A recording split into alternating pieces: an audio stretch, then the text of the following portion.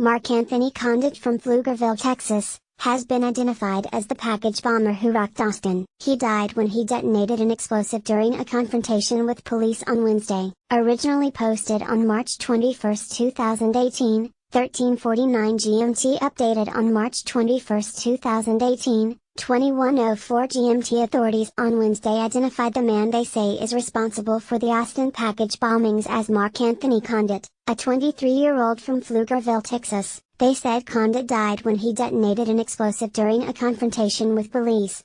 Texas Gov. Greg Abbott told KVUE Conditt appeared to have no military or criminal background and that investigators were still trying to determine his motive. Before his death, federal criminal complaint and an arrest warrant were filed against Conditt on Tuesday night in connection with the bombings, the Department of Justice said in a statement. He was charged with one count of unlawful possession and transfer of a destructive device.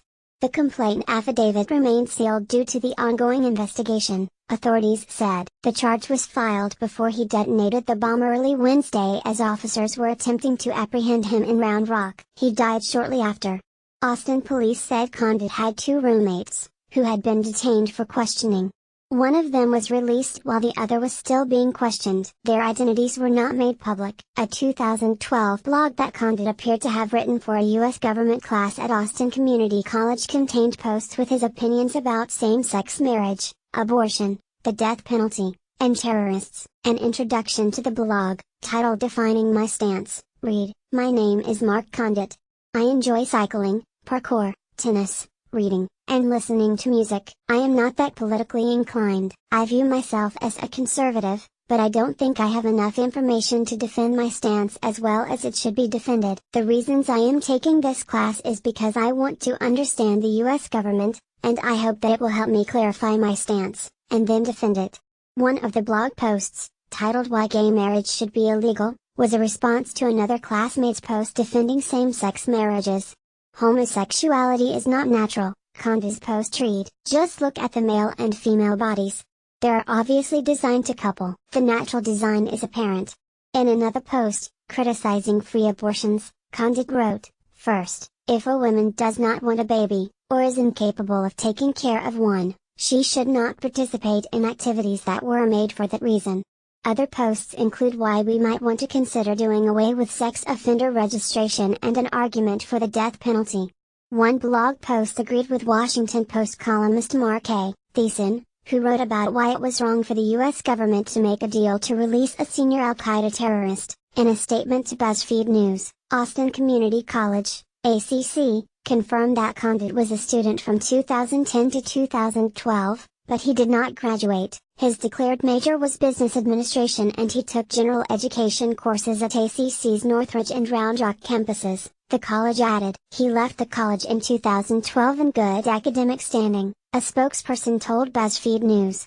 Austin Community College grieves with those impacted by the recent bombings in our community, a spokesperson for ACC said, adding the college was cooperating with authorities. An acquaintance of Conditt's, who did not wish to be identified, told BuzzFeed News that she and Conditt were in the same homeschool community in Pflugerville between the ages of 8 and 13. She said that she had play dates with Conditt, who seemed like a regular boy who liked to have fun and play games.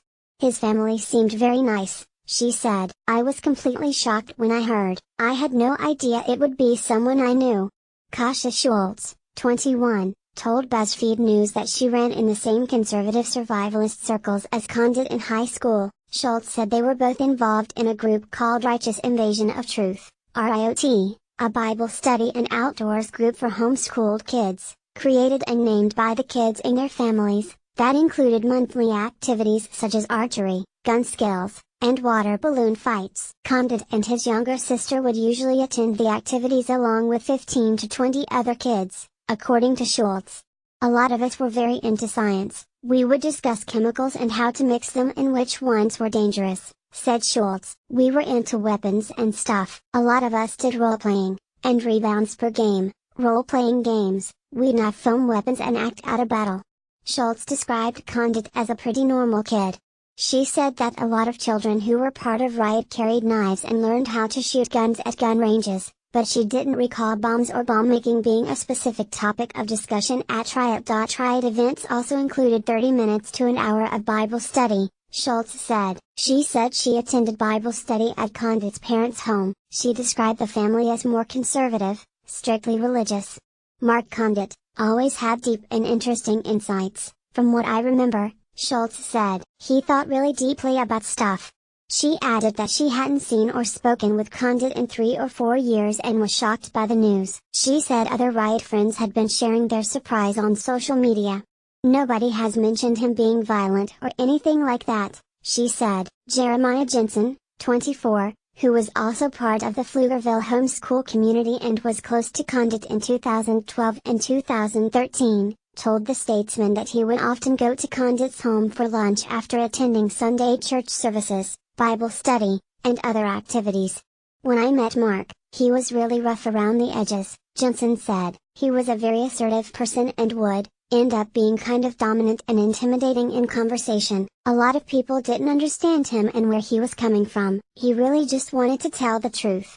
What I remember about him, he would push back on you if you said something without thinking about it. He loved to think and argue and turn things over and figure out what was really going on.